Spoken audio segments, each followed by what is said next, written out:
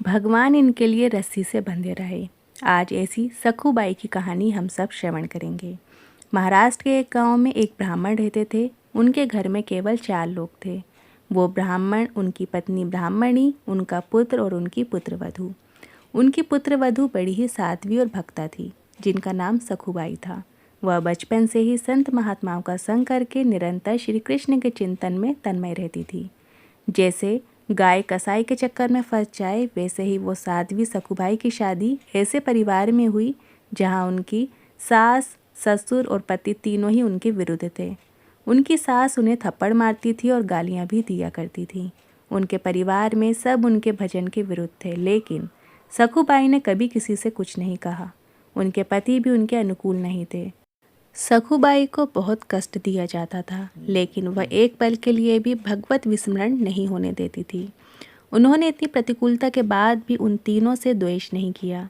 उनका जीवन क्लेशमय था, पर उन्होंने कभी किसी से कठोर वचन नहीं बोले। जो मान अपमान, लाभ हानि, जय पराजय, सुख दुख को समान भाव से सहते हुए भगवत स्मरण करता है, भगवान उसके अधीन हो जाते हैं। सखूबाई को पीटा जाता था, गालियाँ दी जाती थी, क्लेशात्मक व्यवहार किया जाता था, लेकिन सखूबाई के हृदय में विट्ठल ऐसे बसे हुए थे, इसका इनके ऊपर कोई प्रभाव ही नहीं पड़ता था। सखूबाई को फटे पुराने कपड़े पहनने को मिलते थे, रूखा सूखा खाने को मिलता था और प्रति क्षण डांट पिटाई होती थी, लेकिन वो हर समय श्री कृष्ण के चिंतन में लीन रहती थी। सखू की दशा पर गांव के स्त्री पुरुषों को बहुत तरस आता था, पर किसी की हिम्मत नहीं होती थी कि कोई उनके परिवार को समझा सके। सखूबाई मन ही मन भगवत कृपा का अनुभव करते हुए सोचती कि कितने कृपालु हैं श्री कृष्ण। यदि मेरे पति, सास या ससुर मुझसे प्यार करते तो श्री कृष्ण के प्यार में बाधा पड़ जाती। एक दिन किसी पड़ोसन ने सखूबाई से पूछा, तू इतना दुख भोगती है, तेरे मायके में कोई नहीं है क्या? ना कोई तेरी खबर लेने आता है, ना कोई तेरा सहयोग करता है। तो सखू ने मुस्कुराते हुए कहा, जानती हो मेरा मायका कहाँ है? पंढरपुर में। और मेरे मायके वाले कौन है जानती हो? विट्ठल और रुक्मणी जी। और सखी, उनका बहुत बड़ा परिवार है, असंख्य संतानें हैं। मुझे लगता है कि वो असंख्य संतानों की व्यवस्था में मुझे भूल गए हैं, इसलिए मुझ गरीब की खोज खबर लेने वो नहीं आ पा रहे हैं, पर उनकी मुझ पर बहुत बड़ी कृपा है। पंढरपुर महाराष्ट्र का एक प्रसिद्ध धाम है। यहाँ एकादशी को बड़ा मेला लगता है, जिसमें भगवान श्री विट्ठल जी के दर्शन के लिए लाखों नर नारी दूर दूर से नाम कीर्तन करते हुए, नृत्य करते हुए उत्साहपूर्वक पंढरपुर की यात्रा करते हैं। जब यात्रा का दिन आया तो भक्तों की मंडलियाँ कीर्तन करते हुए, नाचते हुए पंढरपुर के लिए चारों ओर दल बना बनाकर जाने लगे। भक्तों को पंढरपुर जाता देख सखूबाई के हृदय का बांध टूट गया। विचार किया, क्या करूं? मेरे प्रीतम का ऐसा बड़ा उत्सव हो रहा है, यदि मैं सास से पूछूंगी तो पिटाई ही होगी। उन्होंने सोचा, सास ससुर पति कोई जाने तो देगा नहीं। सखूबाई को पानी भरने के लिए रोज कृष्णा नदी में जाना होता था। उन्होंने घड़ा उठाया और कृष्णा नदी में जल भरने के बहाने घर से निकली। प्रेमी भक्तों के संकीर्तन दल को देखकर सखू के हृदय में प्रेम उमड़ा। पंढरपुर जाने की प्रबल इच्छा करके उन्होंने घड़ा वहीं रख दिया और वह भक्तों की मंडली में चली गई। उन्हें जाते हुए एक पड़ोसन ने देख लिया और दौड़कर उसने उनकी सास को बताया कि उसकी बहू संतों की मंडली के साथ भाग गई है। अब सास और पति ने बड़े बड़े डंडे निकाले और उन्होंने सखू को रोकने के लिए दौड़ लगाई। उन्होंने देखा तो सखीबाई अपने प्रीतम के दर्शन के लिए विशेष इच्छुक थी और भक्तों के बीच में भगवत प्रेम में उन्मत्त हो रही थी। उनकी सास ने उनके बाल पकड़े, घसीट के उन्हें बाहर लाई और उन्हें डंडे से मारना शुरू कर दिया और घर ले जाकर तीनों ने मिलकर उसकी पिटाई की। सखूबाई सिर्फ हा विट्ठल, हा कृष्ण, हा गोविंद करती रही। उनकी सास ने कहा, यह तो मामूली मार है, इससे ये मानने वाली नहीं है। ऐसा पीटो कि ये चलने के लायक ना रहे, वरना ये फिर भाग जाएगी और पंढरपुर की यात्रा करेगी। और अभी 2 सप्ताह है पंढरपुर की यात्रा में। इसको जकड़कर खंबे में बांध दो और 2 सप्ताह तक ना रोटी दो, ना पानी दो और रोज इसकी पिटाई करो, तब ये मानेगी। सास की आज्ञा पर सखूबाई को उनके पति और ससुर ने बांध दिया और उनकी पिटाई की और उन्हें भोजन देना भी बंद कर दिया। उनके हृदय में ये दुख नहीं था कि मुझे बांध दिया गया, मुझे मारा गया, मुझे गाली दी गई। उनके हृदय में बस एक पीड़ा थी कि हे श्री कृष्ण, आपके भक्तों के बीच में मुझे कितना सुख मिला। पहली बार जीवन में भक्त मंडली में मुझे नाचने को मिला। मैं आपके दर्शन के लिए जा रही थी। मेरी सामर्थ्य नहीं कि मैं इस जन्म में इस नरक से निकल सकूं। हे करुणा निधान, क्या ऐसा हो नहीं सकता कि मैं इस जन्म में आपके दर्शन कर पाऊं? क्या मैं आपके मंदिर में आकर आपके भक्तों के बीच में नहीं नाच सकती? सखुबाई आंसू बहाते हुए कह रही थी कि हे कृष्ण, ऐसा कुछ उपाय करो कि मैं आपके दर्शन कर सकूं। मैं बहुत पतित हूँ, दीन हूँ, अधम हूँ।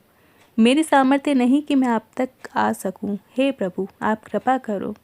बहुत सुंदर अवसर मिला है। भक्तों की मंडलियाँ जा रही हैं।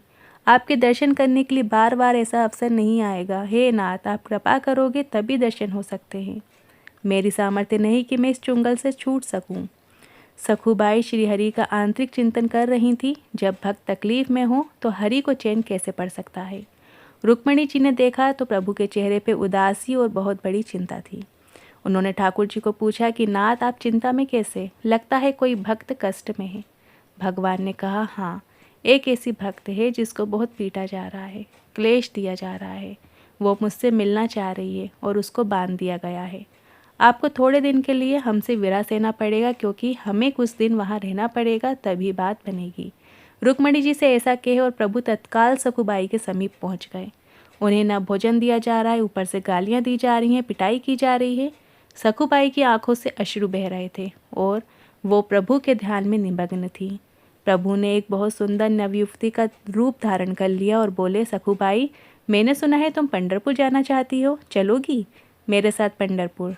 सखुबाई ने आंखें खोली और कहा, सखी, मुझ पापनी के भाग्य में ऐसा कहा कि मैं भक्त मंडली के साथ पंढरपुर जाऊं। तुम देख तो रही हो मेरी दशा। स्त्री रूपी ठाकुर जी ने कहा, बाई, तुम जानती नहीं हो, मैं तुम्हें बहुत समय से जानती हूँ। तुम मेरी बहुत प्रिय सखी हो, उदास मत हो। मैं जिसकी सखी होती हूँ उसको मैं कभी उदास नहीं देख सकती। मैं तुम्हारी रस्सी खोल देती हूँ और तुम भागो और जाओ मंडली के साथ। सखुबाई ने कहा, मेरी सास फिर पकड़ लेगी। प्रभु बोले, बिल्कुल नहीं, इसकी तो तुम चिंता ही मत करो।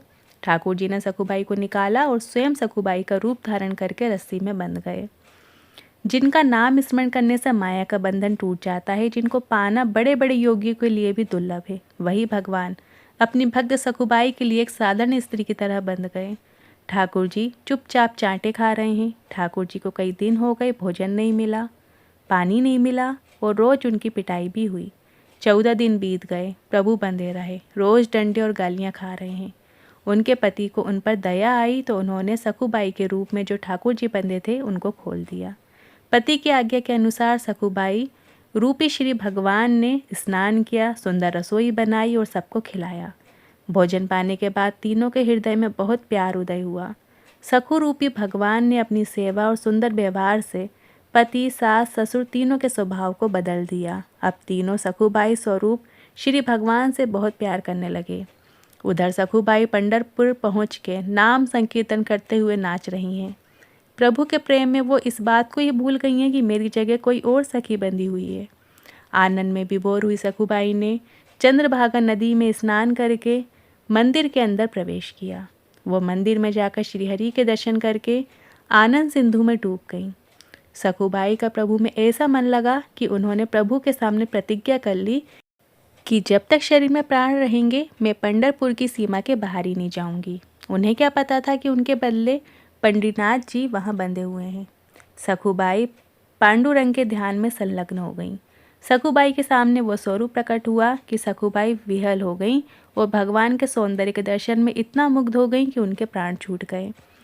एक ब्राह्मण उस मंडली में आया था और उसने सखुबाई की लाश को देखा। उसने साथियों को बुलाया और सबने मिलकर सखुबाई के शरीर का अंत्येष्टि संस्कार कर दिया।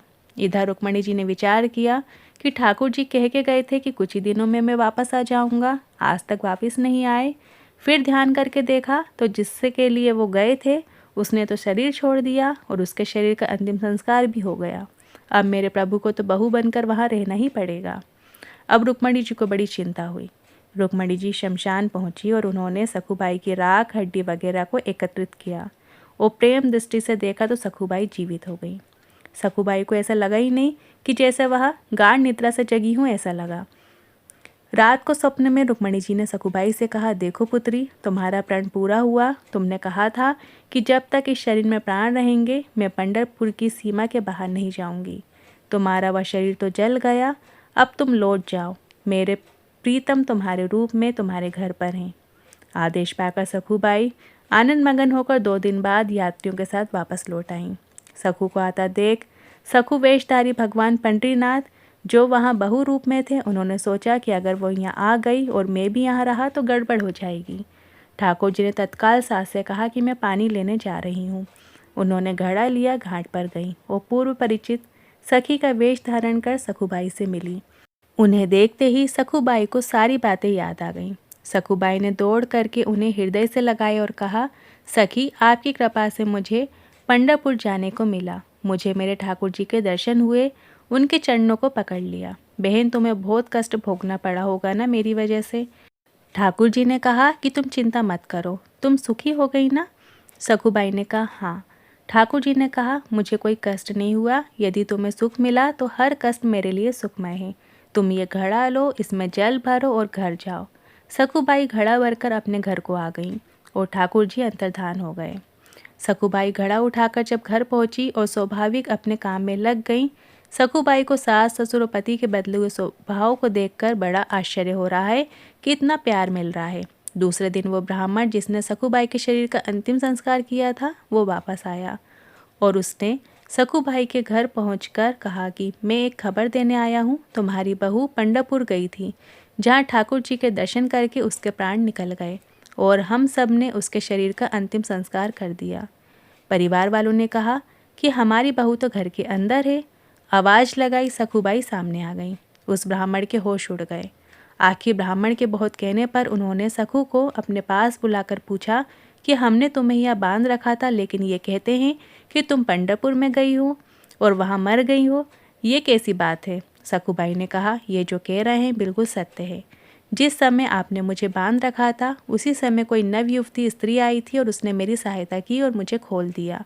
मैं भक्तों के साथ पंढरपुर गई और वो यहाँ पे बंधी रही। मुझे तो वहाँ भेज दिया और स्वयं आपका प्रतिकूल व्यवहार सहती रही।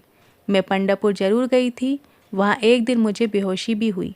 बाद में मुझे मालूम हुआ कि मैं मर गई थी और मेरे शरीर को जलाया गया था, पर रुक्मणी जी ने मुझे पुनः जिंदा कर दिया और वापस भेज दिया। मैं जब नदी के पास आई तो वह युवती जिसने मुझे खोला था वो मुझे घड़ा देकर चली गई। आप लोग जानते वो युवती कौन थी? सास ससुर और पति ने कहा, हमें तो पता नहीं। सखुबाई ने कहा, जब वो चली गई तो मुझे पता चला कि वो मेरे पांडुरंग विट्ठल ही थे। आप लोगों का बड़ा सौभाग्य कि आपको मेरे इष्ट के दर्शन हो गए। ये सुनते ही सखुबाई के सास ससुर और पति उनके चरणों में गिर पड़े और कहा कि हमने तुम्हें पहचाना नहीं। हमारे घर में ऐसी परम भक्त परम साध्वी रहती है जिसके अधीन श्री भगवान है। हमने तुम्हें बहुत सताया, हम पर कृपा करो।